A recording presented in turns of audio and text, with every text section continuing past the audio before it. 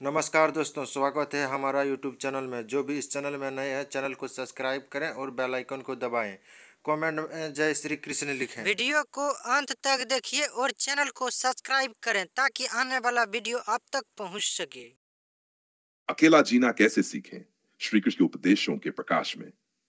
जीवन में अकेलापन एक सामान्य अनुभव है। कभी कभी यह स्वेच्छा से अपनाया जाता है और कई बार यह परिस्थितियों के कारण होता है।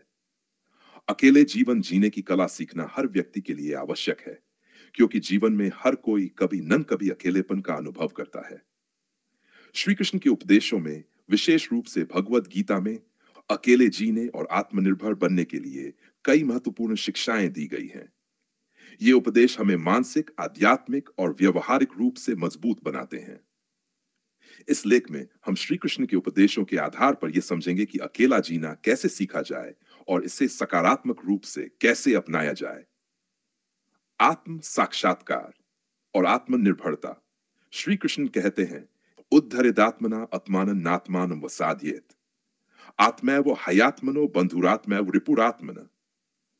अर्थ, व्यक्ति को स्वयं अपना उद्धार करना चाहिए, स्वयं को गिराना नहीं चाहिए, क्योंकि व्यक्ति स्वयं ही अपना मित्र है और स्वयं ही अपना शत्रु है। व्याख्या। अकेलापन तब कष्टदायक बनता है जब व्यक्ति आत्मनिर्भर नहीं होता और अपने आत्मबल को नहीं पहचानता। श्री कृष्ण कहते हैं कि हमें अपने भीतर झांक कर देखना चाहिए, स्वयं को समझना चाहिए और आत्मनिर्भर बनना चाहिए। आत्मनिर्भरता का अर्थ केवल आर्थिक या शारीरिक स्वतंत्रता नहीं, बल्कि मानसिक और भावनात्मक स्वतंत्रता भी है। यदि हम खुद के सबसे अच्छे मित्र बन सकते हैं, तो अकेलापन हमें कभी भी परेशान नहीं करेगा। क्या करें? अपने विचारों को जानने और समझने के लिए ध्यान मेडिटेशन करें।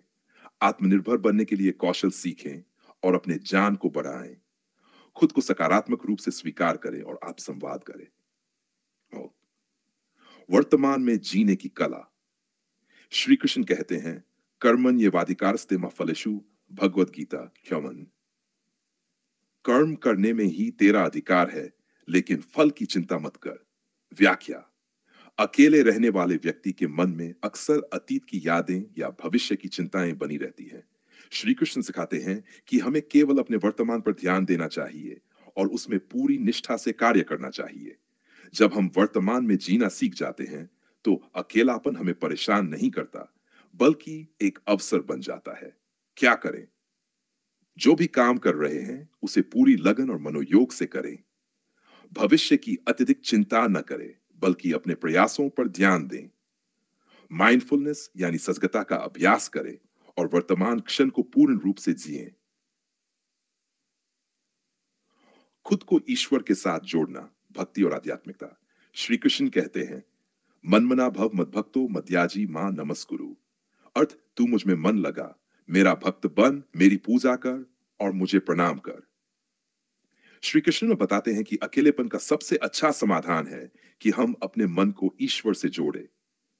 जब हम परमात्मा के साथ संबंध जोड़ते हैं, तो हमें कभी अकेलापन महसूस नहीं होता।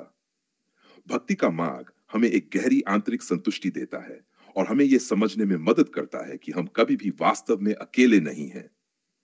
क्या करें? प्रतिदिन कुछ समय प्रार्थना और ध्यान में बिताएं। भगवत गीता या अन्य आध्यात्मिक ग्रंथों का अध्ययन करें, भजन संकीर्तन करें और आध्यात्मिक सत्संग में भाग लें। आत्मसंयम और भावनात्मक संतुलन। श्री कृष्ण कहते, संयम ही जीवन की कुंजी है। जो व्यक्ति अपनी इंद्रियों पर नियंत्रण कर लेता है, वह सदा सुखी रहता है। अकेलापन कई बार व्यक्ति को दुख, तनाव और अवसाद में डाल देता है। श्री कृष्ण सिखाते हैं कि हमें अपनी भावनाओं को संतुलित रखना चाहिए और इंद्रियों के वश में नहीं होना चाहिए। जब हम अपने मन और भावनाओं को नियंत्रित करना सीख जाते हैं, तो अकेलापन भी हमें कमजोर नहीं कर पाता। क्या करें? नियमित रूप से योग और प्राणायाम करें ताकि मन शांत रहे। अपनी भावनाओं को समझें और नकारात्मक भावनाओं को सकारात्मकता में बदलने की कोशिश करें। हर स्थिति में धैर्य बनाए रखें और मानसिक शांति को बनाए रखने के अभ्यास करें। मित्रता और समाज के प्रति सेवा भाव। श्री कृष्ण कहते हैं, परोपकाराय पुण्याय पापाय परपीडनम। अर्थ, दूसरों की सेवा करना पुण्य है और दूसरों को पीड़ा देना पाप है। यदि आप अकेले हैं तो समाज और जरूरतमंद लोगों की सेवा करना शुरू करें। जब हम दूसरों की मदद करते हैं तो हमें एक उद्देश्य मिलता है और हमारा अकेलापन दूर हो जाता है। श्री कृष्ण का जीवन भी प्रेम और सेवा का संदेश देता है। क्या करें? जरूरतमंदों की सहायता करें, चाहे वह मानसिक, आर्थिक या भावनात्मक रूप से हो। अपने आसपास एक सकारात्मक सामाजिक संबंध बनाएं, स्वयं सेवा वॉलंटियरिंग करें और समाज के प्रति योगदान दें। इस मोहमाया से मुक्त होकर जीवन का आनंद लेना। श्री कृष्ण कहते हैं, नैनन छिंदंती शस्त्राणी नैनन दहती पावक। अर्थ, आत्मा को कोई शस्त्र काट नहीं सकता, कोई अग्नि जला नहीं सकती। व्याख्या, श्री कृष्ण हमें सिखाते हैं कि यह शरीर नश्वर है लेकिन आत्मा अमर है। इसलिए हमें सांसारिक मोह माया में अत्यधिक लिप्त नहीं होना चाहिए। जब हम अपने जीवन को एक अनासक्त भाव से देखते हैं तो हमें किसी प्रकार का अकेलापन परेशान नहीं करता। क्या करें? अनावश्यक इच्छाओं और भौतिक चीजों के मोह से मुक्त होने का प्रयास करें। जीवन को एक खेल की तरह देखें और हर परिस्थिति को सहजता से लें।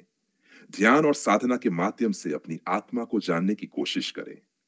निष्कर्ष, श्री कृष्ण के उपदेशों के अनुसार अकेले जीवन जीना कोई कठिन कार्य नहीं है। यदि हम आत्मनिर्भर बने, वर्तमान में जिएं, ईश्वर से जुड़ें, आत्म संयम रखें, दूसरों की सेवा करें और मोहमाया से मुक्त होकर जीवन को स्वीकार करें। अकेलापन एक अवसर है, न कि अभिशाप। यह आत्म उन्नति और आंतरिक शांति पाने का एक मार्ग हो सकता है।